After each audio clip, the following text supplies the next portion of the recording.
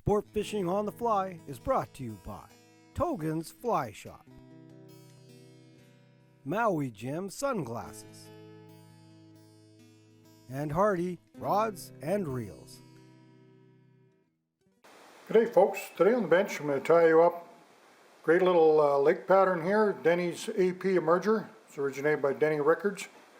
It's one of his go-to flies. I've been using that fly for years, tied lots of them. Everybody's been having great success with this fly. Let's go over the materials we need to tie the fly. I'm going to use a size 12 or 14 2X long nymph hook. Fairly light wire shank because we want to stay up in the, we don't want it to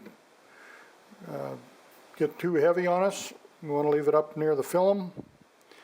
We're going to use some, for the tail, I'm going to be using some Mallard flank feathers, some wood duck colorations, nice speckled feathers. That works good for the tail.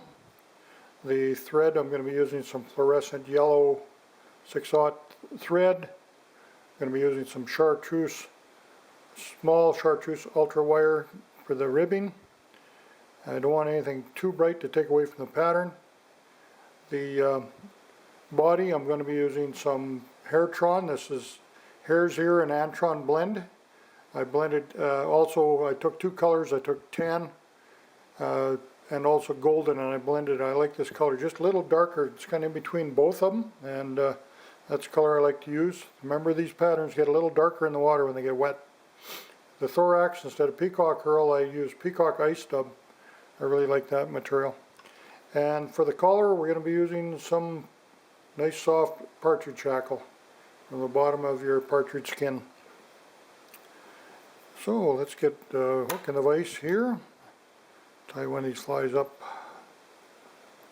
There's so many we say are go-to patterns, and some patterns have just seemed to produce, and they're very fishy. This is one that Denny came out with many years ago. This had a lot of time in the water, and everybody's been pretty happy with it.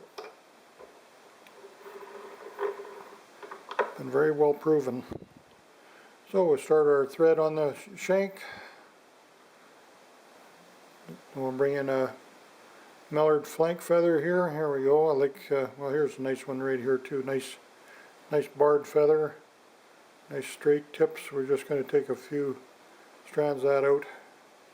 We have a natural curvature. We want to tie it so it's pointing up. The tail length, I'd probably say 2/3 of the shank length would be good. You want it rolling up, not pointing sideways. Quite important that it travels right.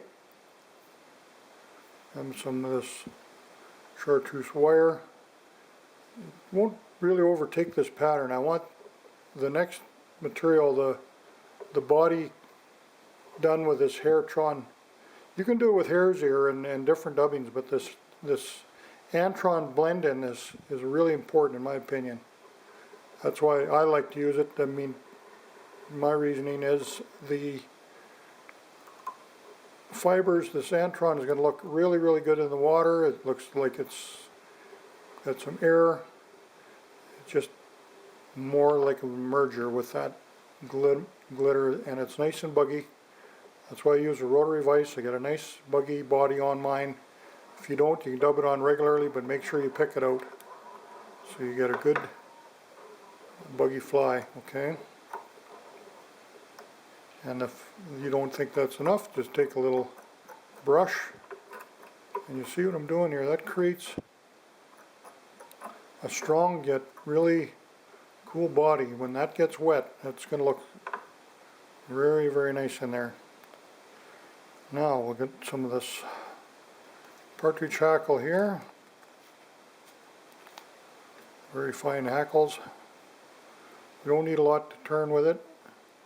You can leave a little, when you pluck that bottom off, just leave a little piece on the stem there so your hackle pliers don't fall off. These little feathers are hard to work with. I'm just going to grab it by the tip, and I preen back my hackle. I tie that in at a 45 right at the front here, my tip. Cut that tip off, and then I get my little spring-loaded hackle pliers And I make sure I get a couple turns.